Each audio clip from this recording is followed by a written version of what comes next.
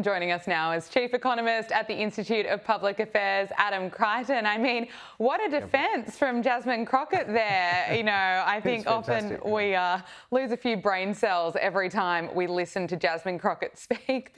She really is an embarrassment for the Democrats.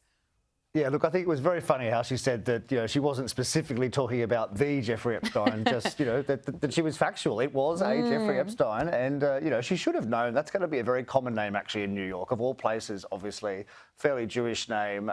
So it's pretty embarrassing that given her enormous staff, she probably has 20, 30 personal staffers. She's a congresswoman, that no one bothered to check this before she went out there with this information. So she'll probably sack someone over it, I imagine. But at least this gave us some humour in this saga, which is never ending. And I mean, the Jeffrey Epstein has been dead now for what, six years or something, 7 years, and it's still, he certainly casts a long shadow over US politics. Absolutely, and the Democrats keep trying to kind of bring it up, and it's interesting now, of course, the files are finally being released, but Jasmine Crockett, I mean, that was a train wreck of an interview on CNN. Yes. But Adam, I want to talk to you about the US economy. Last week's job report suggests that the US economy is actually much stronger than expected, with the exception of California. The report showed that the US economy created 119,000 jobs in September, but it's a different story in Gavin Newsom's California. The New York Post wrote that instead of jetting off to climate change in conferences in Brazil, maybe Gavin Newsom should in fact focus on changing the climate for jobs at home. Adam, can I get your assessment? Well, firstly, the main point to make is the strength of the US economy broadly, because remember, most experts said it was all going to collapse because of the tariffs, and as you just pointed out, it's still booming. But more specifically, your question on California, well, this is not really surprising. I mean, this is the Victoria of the United States, if you like. It's an extremely left-wing state, very, very high regulations, extremely expensive energy, and so it's no surprise that the job market there is weak. I just had just earlier, I had a look at the price of electricity in California, 30 US cents an hour, which is by far the highest in the United States. The states right next to it, Arizona, is only 12 cents an hour. So you can see the huge incentive to move manufacturing out of California. And of course, they had they had long lockdowns as well. I know that was 4 or 5 years ago, but lots of people left the state, and I think that's had a big impact there on sentiment. So yes, it's not.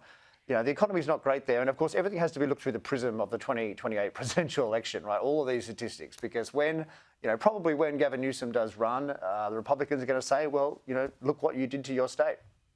100%. It needs to be looked through that prism. And you kind of compared California to Victoria. Well, it's interesting. Billionaire James Packer has lashed out at former Victorian Premier Daniel Andrews, who of course pushed Victoria into the world's longest lockdown during 2020. But James Packer has taken aim at the Labor politician's economic management of the state, calling him human filth. This was in an interview with Joe Aston's digital news site Rampart, and Packer has given a pretty scathing assessment of Daniel Andrews. Let's listen to this. Daniel Andrews is about my least favourite person in the world. I think Daniel Andrews not only ruined Victoria, he almost ruined my life. I couldn't speak more lowly of Daniel Andrews. I think he's human filth. Geez, this sounds like a Joe Aston column. There you go. I hope he sues me. I mean, I think James Packer speaks for many Victorians who had to endure that long lockdown. It also comes as street artist Jared Gretsch painted Daniel Andrews in a mural in Melbourne CBD, labelling him a dictator. Again, many Victorians labelled him that too. And if we need any reminding of just what Dan Andrews is truly like, this was his message to Victorians in 2020. Hundreds of thousands of Victorians who rung the police assistance line because they've had a suspicion that next door or across the road or down the street are doing the wrong thing. And they're doing the right thing and they're angry about it. And some people have sort of looked down their nose at that, dobbing in your neighbour. Well, no neighbour has the right to do the wrong thing. We've all got to see this through. dobbing in your neighbour. I mean, that's his legacy. That was his message to Victorians. And what's he been doing this year? Been spending time at China's military parade. I want to get your thoughts, Adam, on Packer's comments. He also had a go at Andrews and saying that he really torched the Victorian state government's balance sheet, warning that the debt burden that he imposed was now impossible to fix. Can I get your thoughts on all of this? Well, look, I think more and more Victorians are coming around to James Packer's view. I mean, the costs of COVID were absolutely enormous, and a large part of those costs were in the future, which is now. And the state is burdened with this extraordinary debt. When Dan Andrews came to office, Victorian public debt was something like $18 billion, and it's about to be $194 billion. So, you do the maths, that's a very, very large increase. So his tenure was shocking, and I think more and more people are realising this. And actually, I should mention that next week the IPA has a large body of research coming out just on the Andrews legacy. I wrote one of the chapters on the fiscal policy, which of course was an absolute disaster. So I encourage your viewers to go and read that. But yes, look, more generally, it was a shocking premiership. And sadly, though, at the time, as you well know, it was very popular, strangely, because everyone had been scared by, by the media, by politicians, by so-called health experts. But I think that fear's gone away now, and people look back and they're just embarrassed, I think, a lot of people. Yeah, a lot of fear tactics being used. It was such an awful time for many Victorians, and I'm looking forward to your work. It's such important work. We've got to look back, but looking at the state of Victoria now and moving forward, Victorian Premier Jacinta Allen says that she counts her predecessor, Daniel Andrews, as among her closest advisors ahead of next year's state election, saying that her government shares the same values and same priorities as her former boss. She says that she regularly draws on Daniel Andrews for advice. And it's interesting, Adam, this comes after an exclusive news poll for the Weekend Australian revealed that the state's crime crisis is now threatening Jacinta Allen's premiership, with the opposition under new Liberal leadership with Jess Wilson seizing an advantage in the polls for the first time in more than 12 years. What are your thoughts looking ahead for Victoria? Well, look, I mean, it's extraordinary that she's going out there in public saying that she likes to talk to Dan Andrews, when obviously, we've been discussing his reputation has been declining, surely. So I think that was a bad move. I think she'd be somewhat concerned about the new opposition leader in Victoria because it's something new. Most people seem to think that Jess Wilson will do a better job on the economic debate. Let's wait and see, because the Labor government's story there on economics is very, very bad. So, yeah, look, I just think it's very odd that she's going out there talking about Dan Andrews like that. The crime crisis that you talked about, of course, this is created by the Labor government, by Dan Andrews, by Jacinta Allen when she was at the cabinet table for, 10 years or so before she was Premier herself. So they have created this problem, at least in part. So I think if the opposition here can finally get Victorians to understand that, then the opposition may actually have a chance. Yeah, it's very interesting indeed. Not sure if I'd be name-dropping Daniel Andrews. I don't think it's a good thing at all. Moving away from what's happening here in Australia, let's talk about Ukraine. US President Donald Trump suggests that big progress could be being made in peace talks between Russia and Ukraine. The president posted on Truth Social, is it really possible that big progress is being made in peace talks between Russia and Ukraine?